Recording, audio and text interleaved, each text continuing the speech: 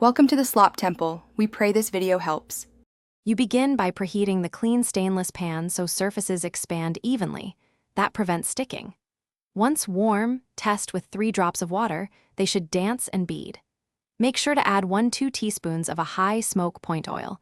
Wait until the oil shimmers, then tilt to coat. This creates a temporary nonstick barrier. Starting with the correct temperature and dry surface fundamentally changes how food releases. Now you add food carefully, placing pieces away from you so oil stays stable. A cold drop collapses the heat layer and causes sticking.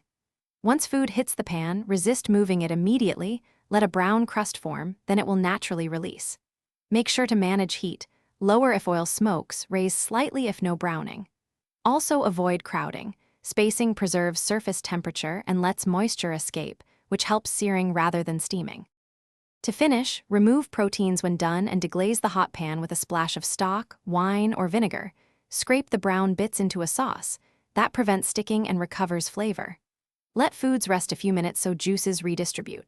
For cleaning, soak while warm and scrub gently with a non-abrasive pad, then dry and apply a thin oil layer for storage.